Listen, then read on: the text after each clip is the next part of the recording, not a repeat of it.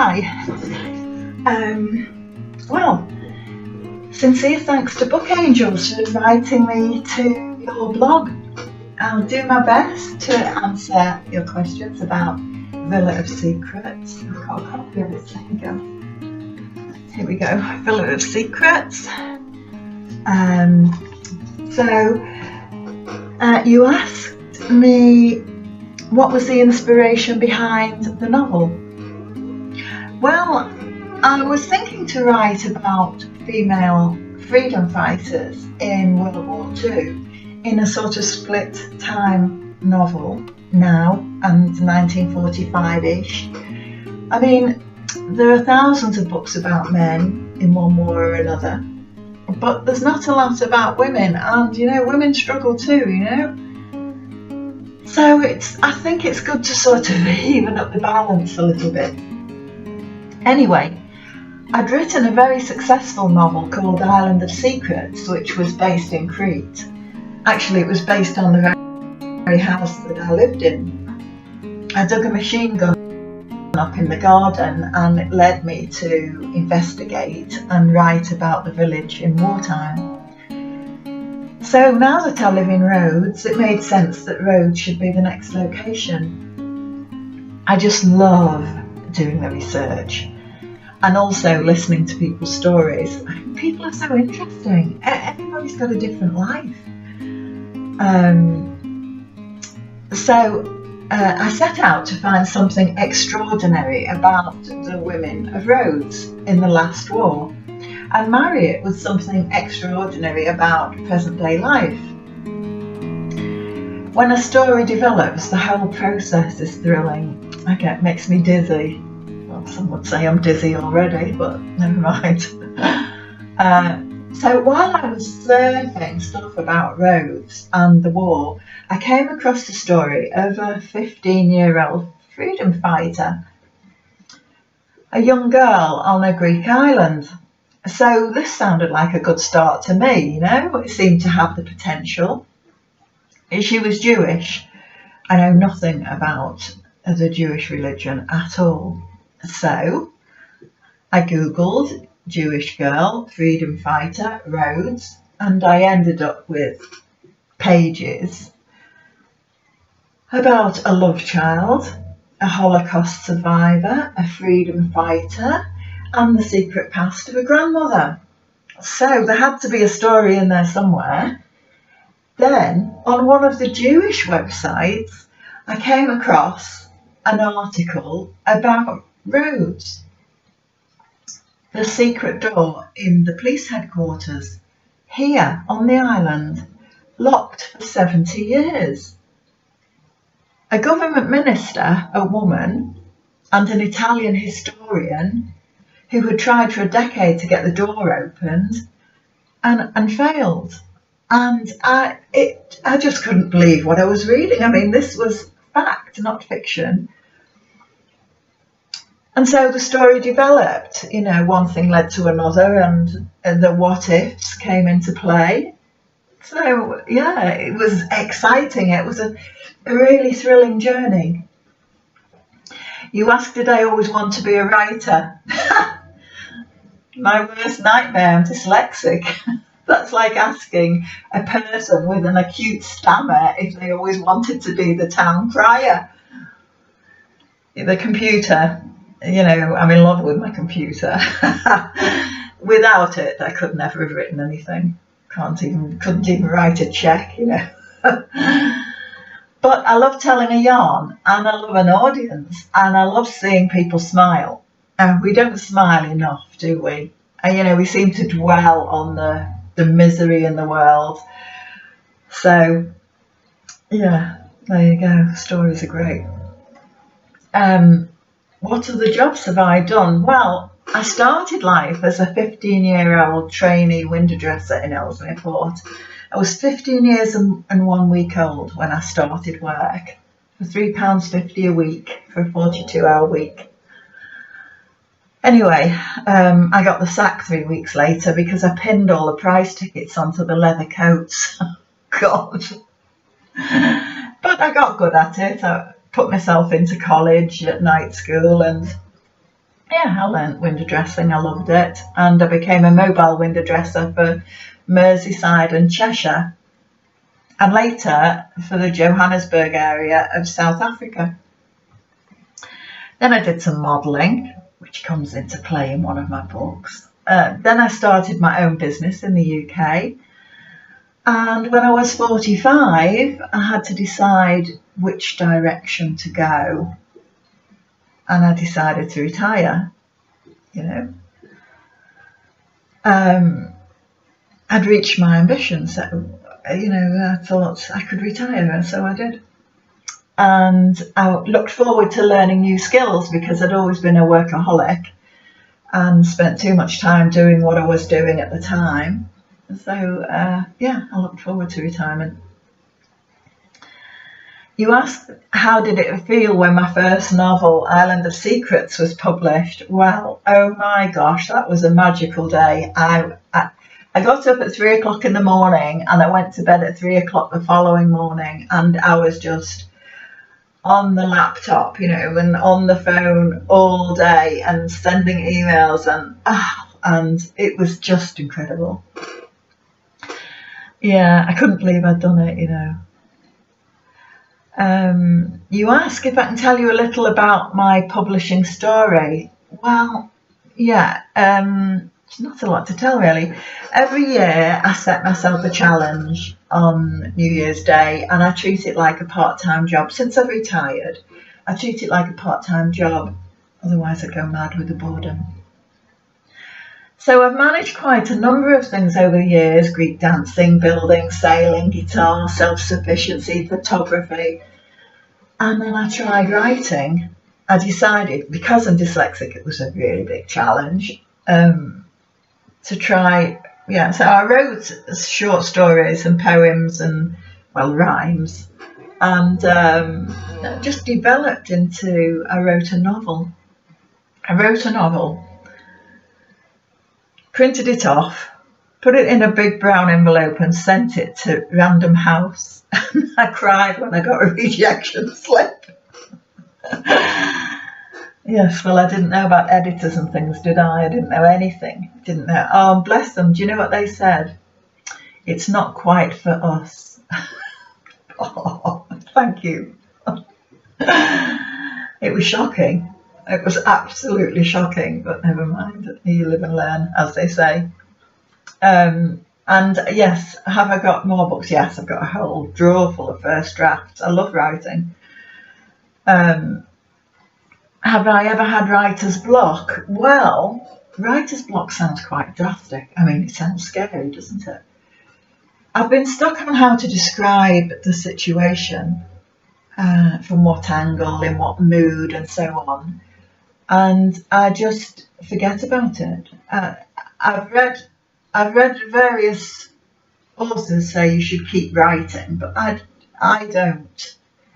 I just go and do something else. Read other stuff, play Candy Crush, do some gardening, concentrate on something else entirely. And it's not long before I want to get back to it. What motivates me to keep writing? I don't know. It's another world, isn't it? I can't say I retreat into a world that I create, because although I plot, the story still leads me into sort of unknown territories. Then more research sort of puts meat onto the bones of whatever's in my head. And it's just exciting to learn stuff. I love to learn stuff, you know. Facts are fascinating.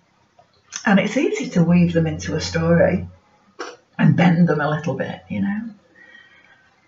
Where's my favourite place to write? Well, right here. I'm right here in this room. It's a small... When I built the house, it was, you know, like the third bedroom, but I always planned to have it as an office. It's got a bed settee, which you can see behind me.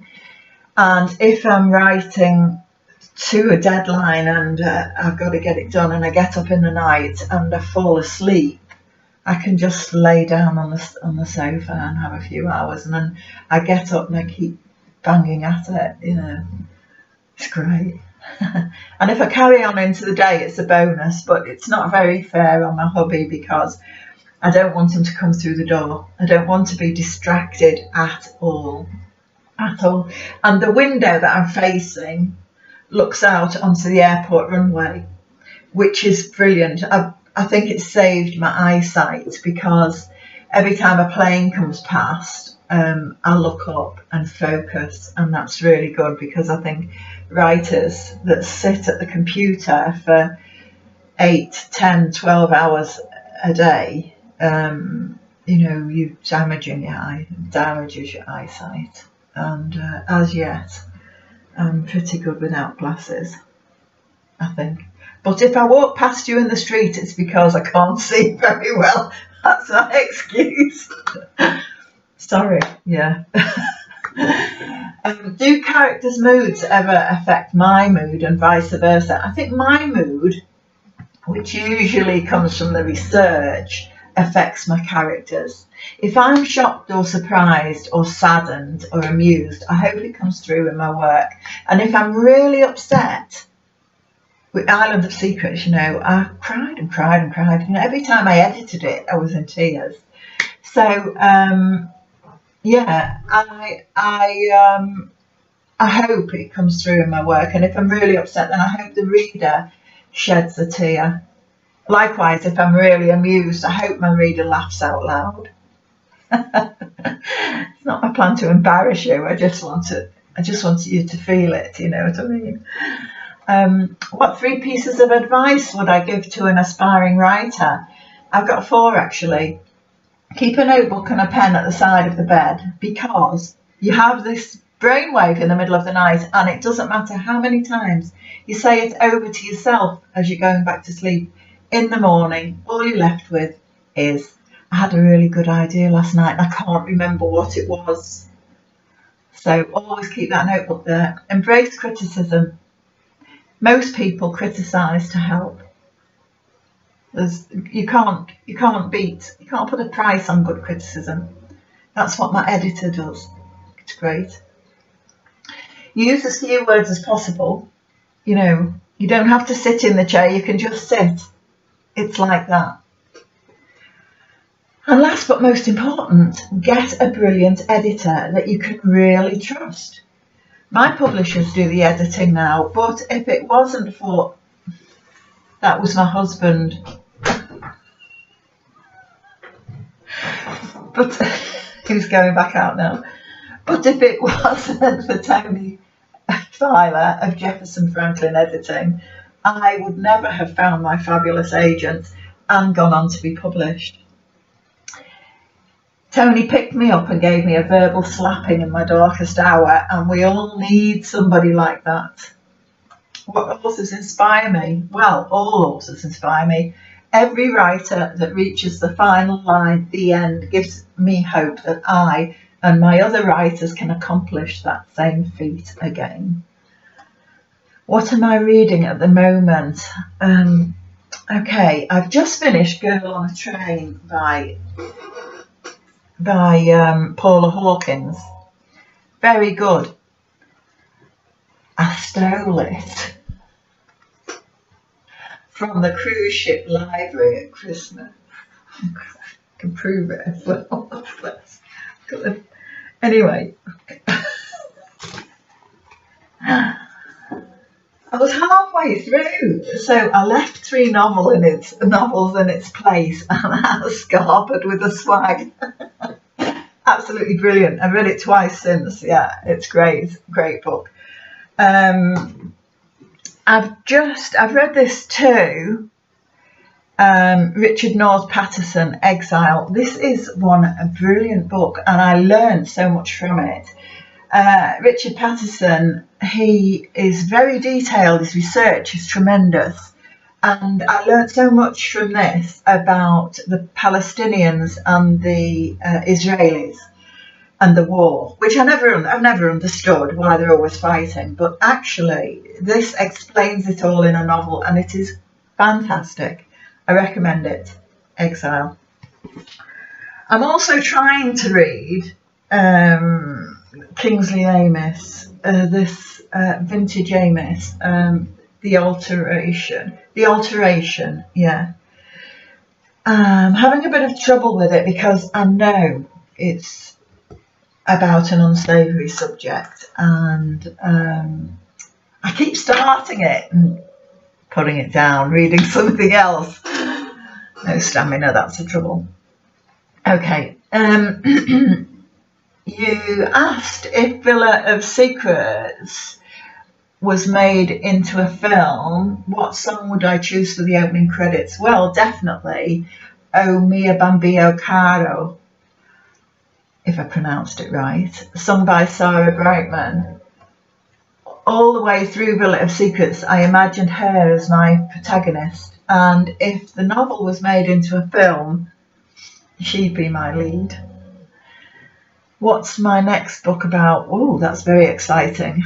I've got 2 on the go, but one is about Santorini, love, antiquities, smuggling, archaeology, murder, revenge, split timeline, a modern woman now, and the eruption of Plato's Atlantis, Santorini. The other novel is about London and Rhodes and has some of the same characters as Villa of Secrets. Just Villa of Secrets. It's supposed to be Villa of Secrets. Right. I think I've talked enough. Thank you so much, BookAngels, for allowing me to talk about Villa of Secrets. And also thank you for your support when Island of Secrets was published last year. Really, here we go. On a piece of, yeah. I really appreciated that. It's great to have that kind of support, you know. So for all you writers and readers out there, what can I say? Happy scribbling, happy reading, and bye from me. Bye.